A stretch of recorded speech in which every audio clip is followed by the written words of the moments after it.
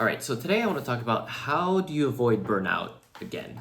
And what I mean by that is because maybe 6 years ago, I think, was the first time that I had burnout. And I think for at least the next 5 years, I was really just like brain dead at work. I didn't really do anything at work. And when I say like I did the bare minimum and I really coasted for a very, very long time because I was like super focused on something else. And I think finally this year is really the first year that I was like, okay, like I think I can actually try and work more and not necessarily be scared of it. So like I think one of my main issues for the past 5 years was that I was so afraid, or I had PTSD of working so much that I basically didn't allow myself to put in the work because I was afraid to get into burnout again.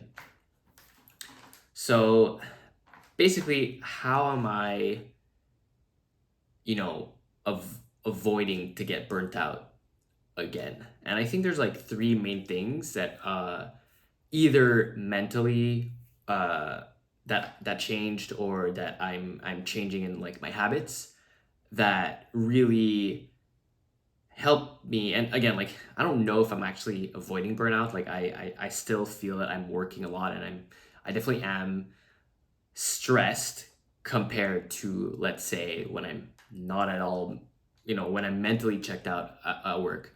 I definitely feel more stressed, but I feel that this is more sustainable, and that even though I am putting a lot of hours, I might be sleeping a bit less than I should be.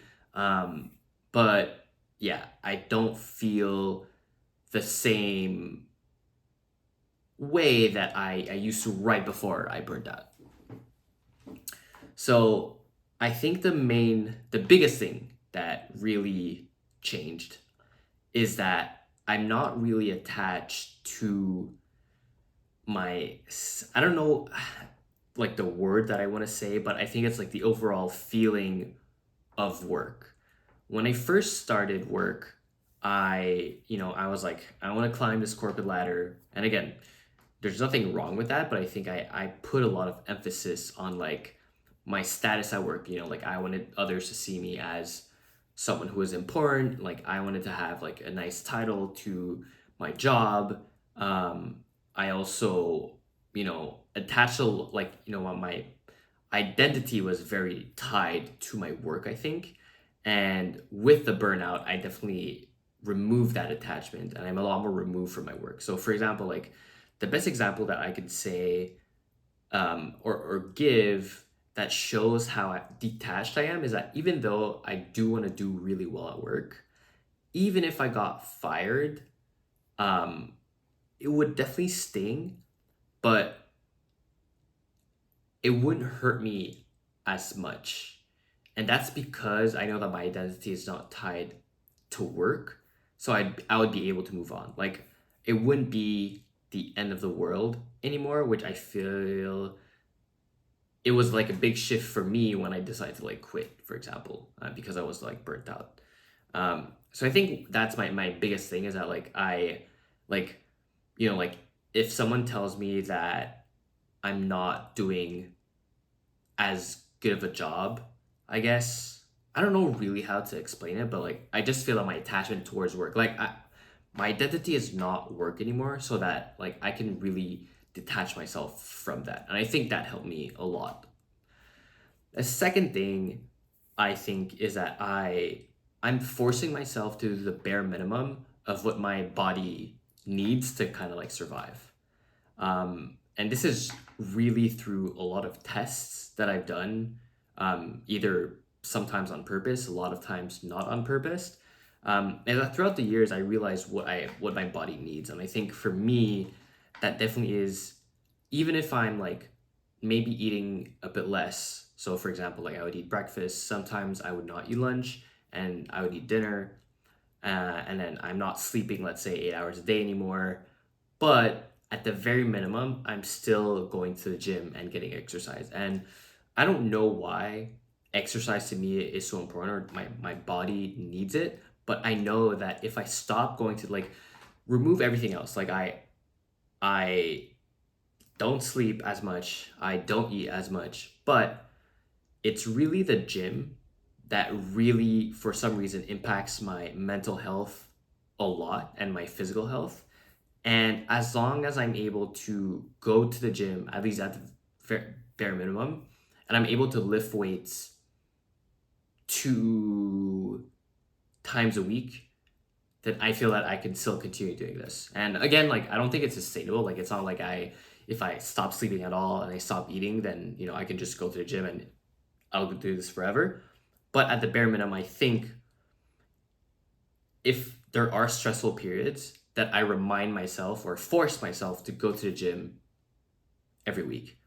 So my advice is not really to make sure to go to the gym. It's really find out what your body really needs you to do to make sure that this continues to be sustainable, so that you don't burn out. Like sometimes, maybe it is sleep for you. Maybe it is like seeing friends or something like that. But like you need to know what your body needs for you to continue, and make sure that no matter how intense work becomes, and no matter how stressed you could be, and no matter how much time you're dedicating to work, that you make space for that whatever thing that your body needs. And that is really more trial and error for you to find out. But yeah, you need to find out what that is, and continue doing it.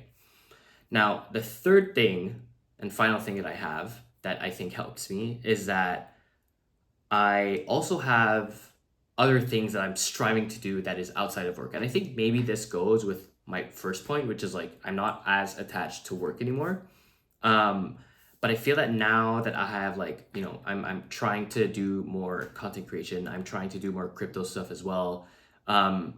So like I'm able to think of other stuff that is not work, and I'm able to try and push myself in other stuff that is not work. And even though, like for example, this past week was probably one of my most intense weeks that I've had so far since I started this job.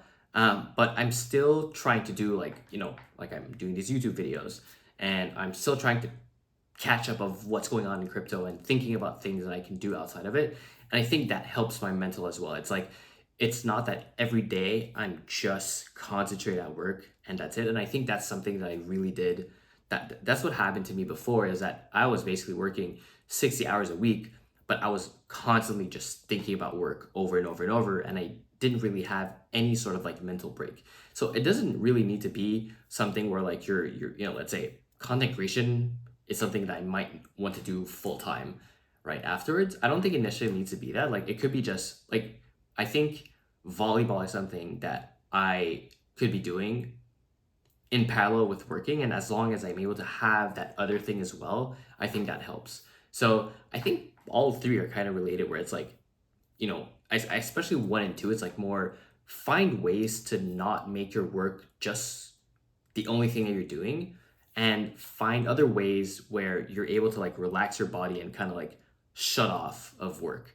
And I think the combination of those two really helps. So I think that that's why the third is more of like maybe a complement to the first 2 points that I had, where it's like find other stuff that you want to do outside of work, and that way mentally you're going to be able to relax and just like not think of work. And I think that will allow you to be a lot better at work and be able to uh, push more at work, because like you can't just like push. You have to like pull back eventually. And even though like sometimes it is counterintuitive to like say like, oh well, like if I spend more time at the gym, or if I spend more time at volleyball or doing crypto, I actually have less work or less time to do work. But in actuality, like your efficiency at work is a lot better.